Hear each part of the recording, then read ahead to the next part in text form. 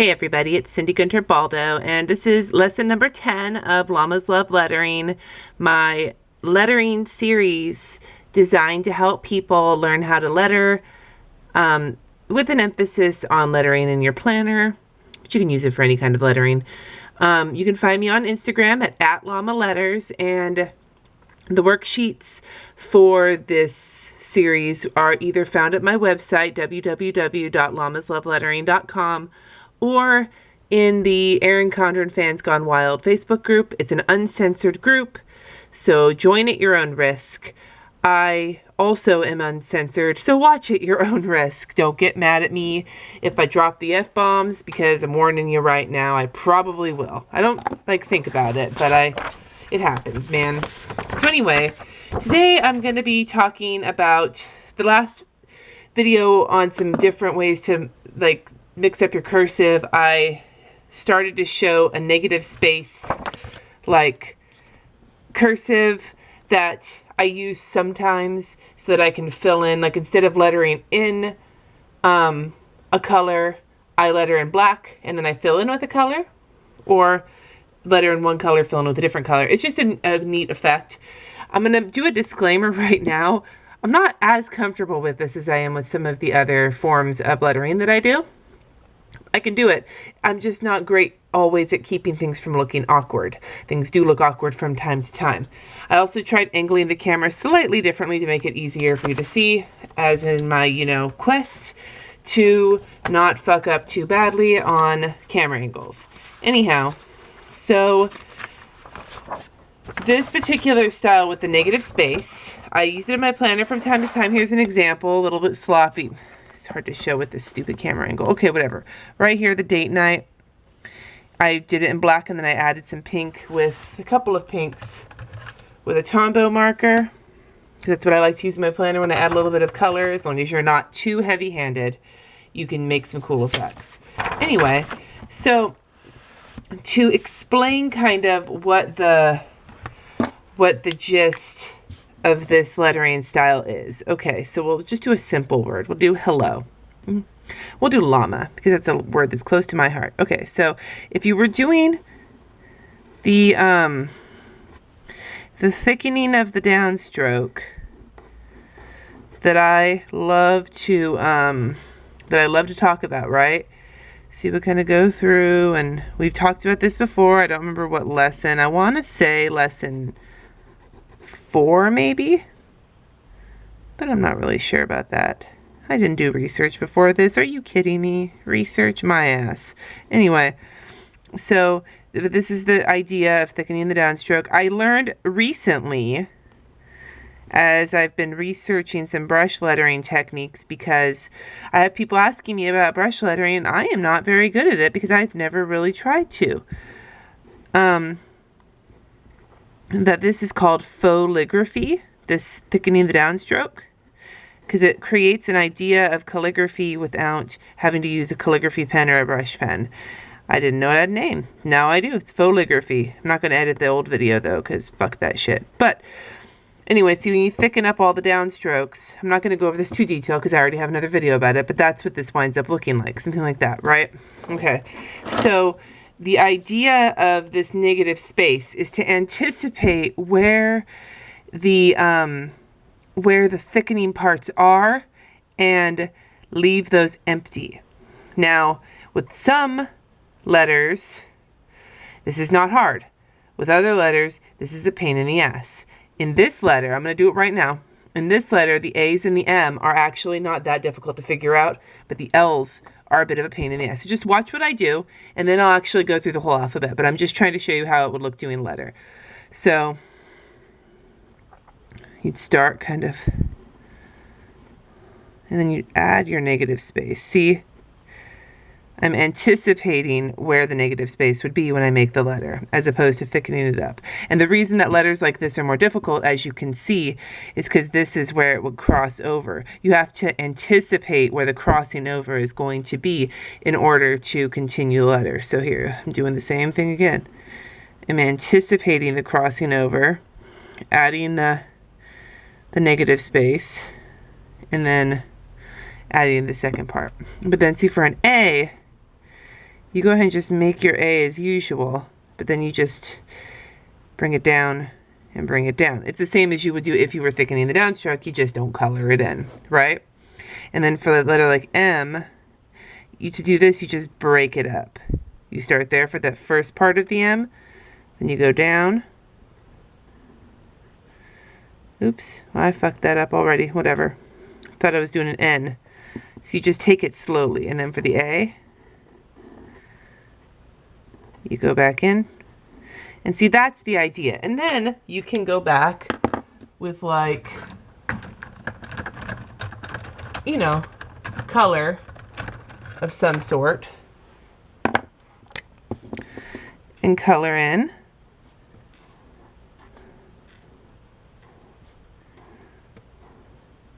Just going fast, I'm not trying to be nice and neat here. And even if you wanted to, add some like shadowing effects or whatever. A lot of the same techniques I've shown in previous videos for coloring your letters in, you apply the same place and it comes out looking pretty neat, right? So that's the difference between the two. Now, as you can see, this version's a little bit more labor intensive and kind of a pain in the ass sometimes. As I go through the different letters, you're gonna understand which ones are more of a pain in the ass. Here's another caveat, or that's not what I want, but like a word of warning. When I use this, I don't use it very often, so I don't have a lot of experience with all of the uppercase letters, so some of them come out looking stupider than others. You may come up with a better way of doing it. If you do, please show me so that I can get through it. But as I mostly do this with lowercase letters, I'm good at those for the most part. But uppercase letters, I struggle with a bunch of them. So, especially the usual suspects like K and X and Z. So, and G, for some reason, I have trouble with.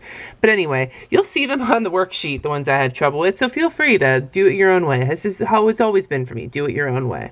Anyway, so we'll start with letters. Now, sometimes when I do an uppercase A, I do like the A that looks kind of like this, right? I don't do that for this particular style because I just think it comes out looking really angular, and I like this one to look kind of rounder. So when I do uppercase A's, I do them along the same lines as a lowercase a. So there's uppercase A and lowercase a. And then, like I said, you just add where the downstroke would be. And that's your uppercase and lowercase a.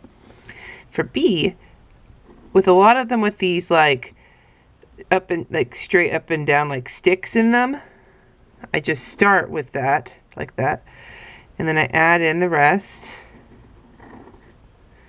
and then I just go in and add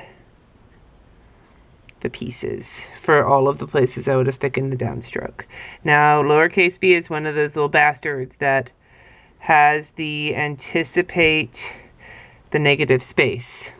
Okay, so I bring it around and then around like that, and here you can kind of do the negative space fairly easily. For this part, you want to kind of bring it down, and that's your B. All right? Anyway, now that could also look like an F, sort of, but I do my Fs a little differently in this style just to stop that. So for C's, there's uppercase C, and I kind of thicken it that way, or I don't do that at all. I just leave it. Depends on what my mood is for. And then for lowercase c's, I just bring it up like I would for a lowercase c and add the thickening. So you see, some of these are fairly simple. Some of them can be more of a pain in the ass. So like with D, you do another one of those like up and down sticks or whatever. I'm sure it has a technical term. Bring it down. And then with the lowercase d, this is one where you also have to anticipate, but since it goes this way, I bring it here, and then I bring it up the same way that I do with L and all that other shit. And then I drop it here, and I bring it around like that. And that's how I do D's. So you can see it looks nice, you just have to sort of feel it out. Again, this isn't even muscle memory half the time. This is just stopping and slowing down. I have not, at least, gotten to the point where I can do this without thinking about it. I very much, oh, my, like, going out of focus. Well, there's my uppercase E. And then lowercase e. See? Do it like that. Anyway, yeah, I have to think about it when I do this. I, like, legitimately cannot. Okay, so uppercase F. This is how I do my uppercase F. So I bring it around. And then a lot of the times, like the little flourishes and the connectors like that, I just add them in at the end. And that does take a little bit of muscle memory, remembering where those are going to go, like this little tail here, or like where these like would combine.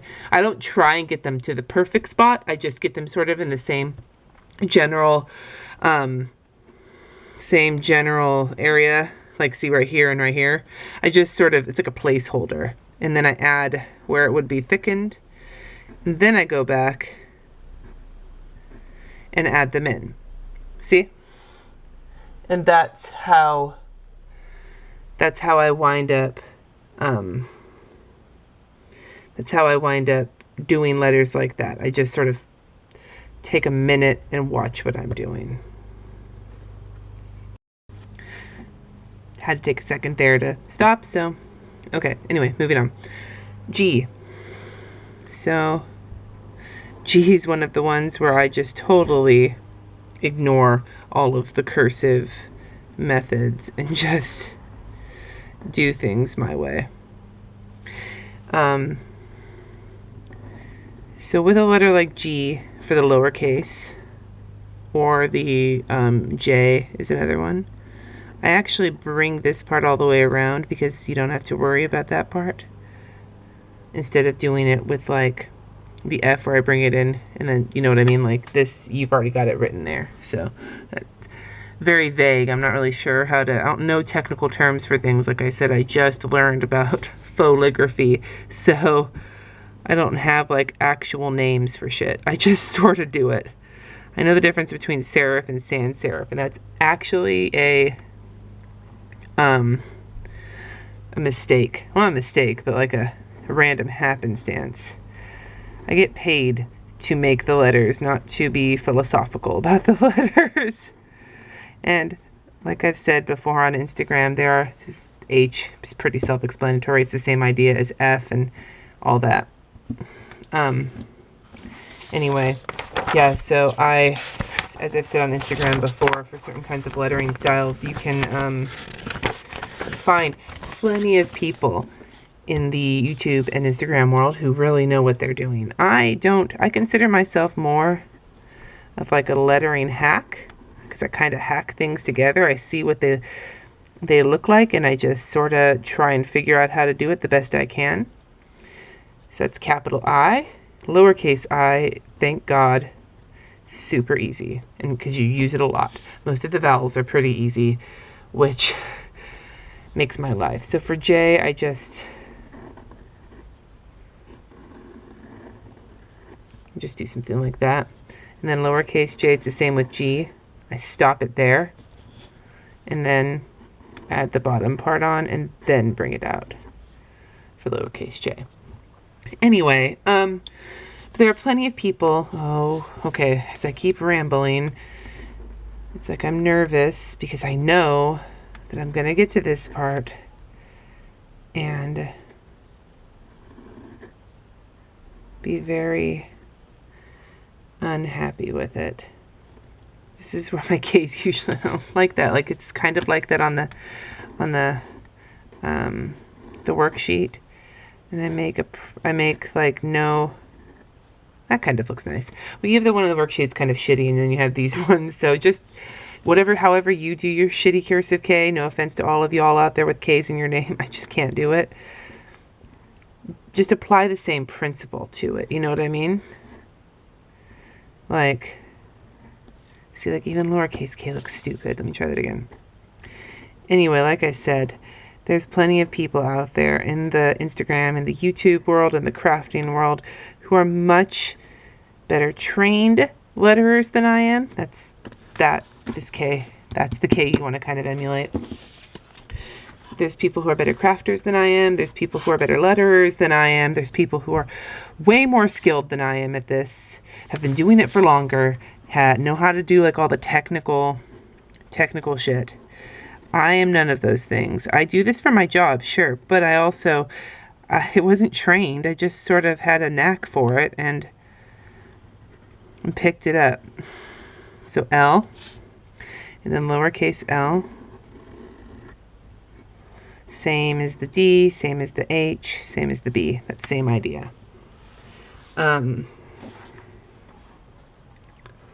Okay, M and N are actually ones I really enjoy doing. I'm going to move it over here because I don't like how this pen angle's starting to piss me off. So M, I kind of open it up a little bit like I do for thickening the downstroke, because then it leaves you room with the letters still being a little bit balanced like that. You know, you're not all scrunched together.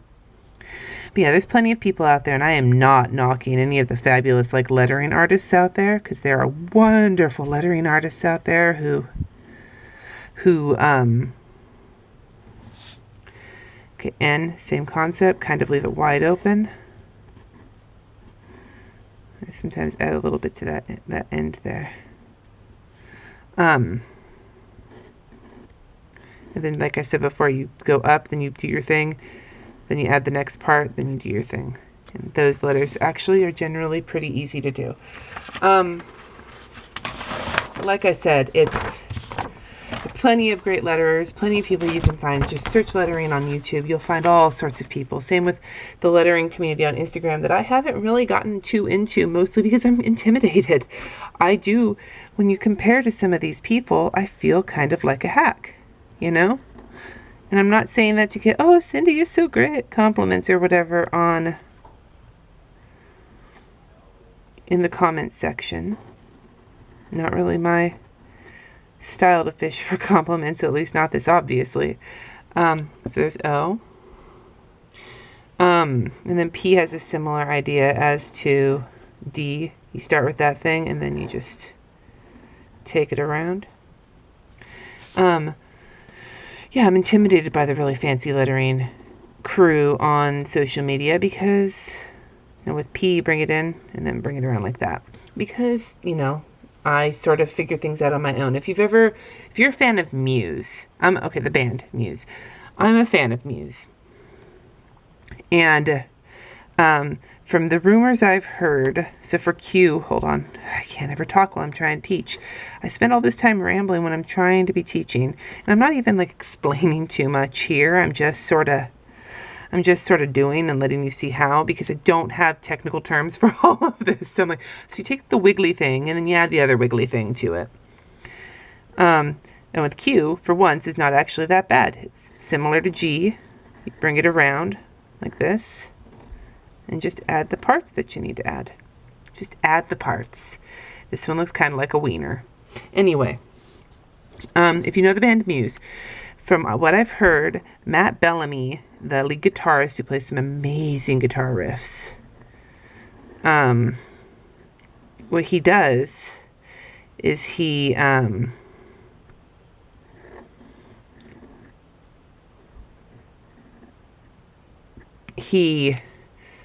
plays it on the piano and then he figures out how to do it on guitar.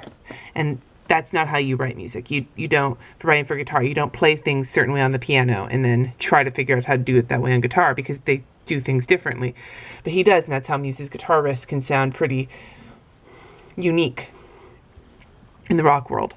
That's kind of how, I'm not comparing myself to Matt Bellamy. He's really great, and I'm just doing what I do, but it's the same idea. I see a font, and instead of going to learn the technical way to do it, I just look at it and just practice half-assing my way through it and limping my way through it until I figure it out.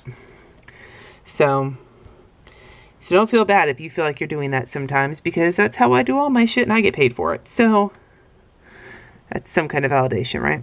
So for capital S, instead of doing like a cursive capital S, I usually do one like this, and I just bring it down like that. It's the same idea. You want to make sure with S, as it is for thickening the downstroke, you want to go deep and then go shallow, as opposed to going middle of the ground with an S. Like normally with an S, looks like that. But when you're doing this style of S, you want to go deep See how it's deep compared to the two? And then shallow. And if I did that shallow by itself, it would look like this. So you wanted the deep and the shallow, and in between that should be this. But you don't want to color that in because you're not doing it like that. So anyway, I'll do it one more time just so you can see. So you go deep, and then you bring the top and you go shallow. And that's how you do the negative space for that. And then for lowercase s, I usually just bring it up and around like that, and then bring it around. And that's how you do the negative space lowercase s. T's pretty simple. Right? There's a T. And then for this T, you just sort of, you can bring it in like that, and then bring it out, bring it down, and then add your little, you know, top to it, or your patch, or whatever that is called. Oh, okay. Anyway, okay, so for use, I take a page out of the, out of the lowercase book for the uppercase. There's uppercase V, lowercase v. You know, it's basically the same thing like that. Now for W's, I go back and forth between being like a swirly W person or not swirly. So I've kind of taken a middle ground. Like a not swirly would be that, and the swirly would be, you know, something like that. So I try and take a middle of the road W swirly approach. I like my swirlies to be not too hot, not too cold. All you need is a light jacket, just like in Miss Congeniality. It's my perfect date night W. So I go up, and then I go around, and then I go around, and then I add the swirly. And that's my perfect date night. April 24th, I think she says, in Miss Congeniality. I can't remember. Anyway, then I just add this. Kind of looks like boobs. Boobs. Like saggy boobs. Until you add this. And then less like saggy boobs. So that's the W. And then I just do a similar version of the little guy. See? Now we get to Y. Oh. Okay, so you bring it here like you do with the G. Then you bring it down like that. And then I usually just bring it around. Sometimes if I add that little bit on the end, I'll do that.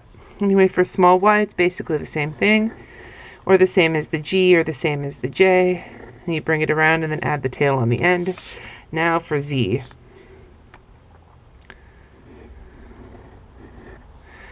There's my pretty Z. There's my pretty Z. Okay, so, God, when I say I have to think about things, I have to think about Z's. I usually just extend them on the end and then add the thickening part that way. I don't always like how thin this looks on the bottom, but I hate Z so much that I will, I'll live with it. I don't use it very often anyway. You could also do the cursive Z, which is this. You just have to apply the same principles as you did on the earlier letters, and you can do the cursive Z. I don't like to use Z at all. And it just occurred to me that I forgot X. Of course I did, because I hate X too. So I just make a line, and then I add that line. Try and add a little, make it steep if I have to. But yeah, X sucks ass. So anyway, I'll do one more example of this lettering and how it looks, since I'm actually running, you know, a little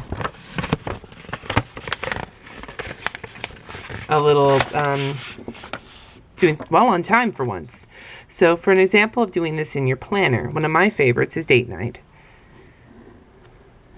So I would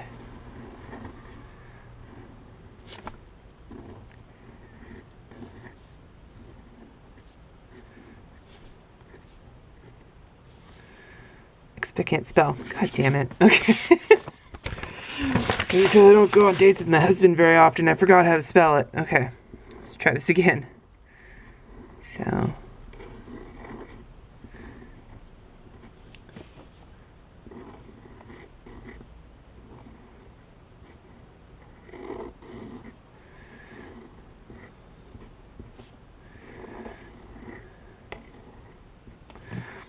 Date.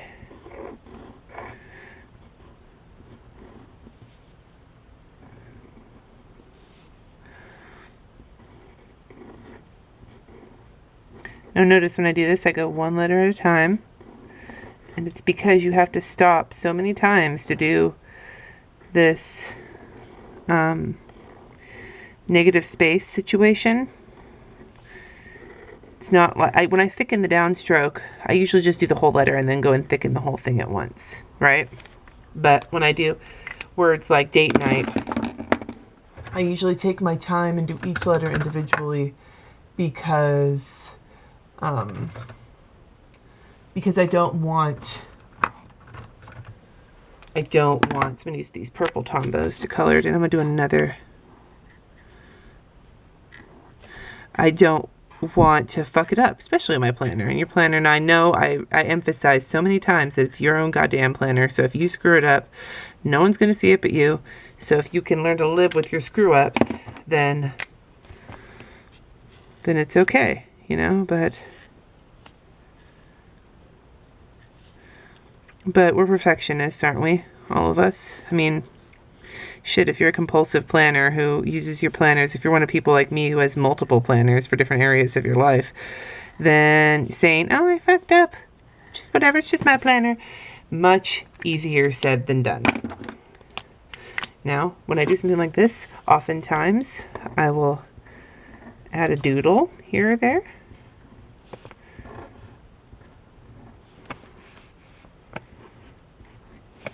And I remember I talk about doodles in a previous video.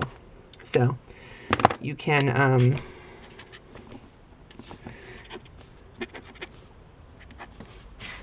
you go. And that would look really nice in your planner. Date night. Don't even need a sticker. Not that I'm telling you not to buy stickers. I love my stickers. I will buy stickers all the time. Anyway, I hope you liked this. As a preview, I've been practicing brush lettering. I'm not great at it yet. But hopefully I will have gotten good at it enough to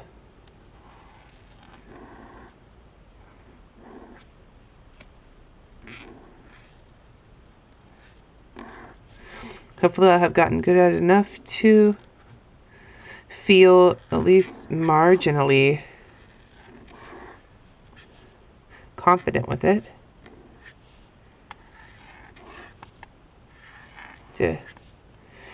To teach you about it in Llamas Love Lettering. Hopefully. We'll see how it goes. Anyway, I hope you learned something. I think I kept the cussing at least somewhat down this time. I don't know. Don't forget to go to llamaslovelettering.com to find the worksheets and to follow me on Llama Letters on Instagram. And tag hashtag Llamas Love Lettering so I can see the work that you do. Okay? And I will see you next time. And again, hopefully doing brush lettering. And if all goes well, follow me on Instagram, because I think to celebrate all of the people like me who are total newbies to brush lettering, I may do a newbies brush lettering giveaway on Instagram when I drop my next video. So if you're not following me, tough shit. Have a good day.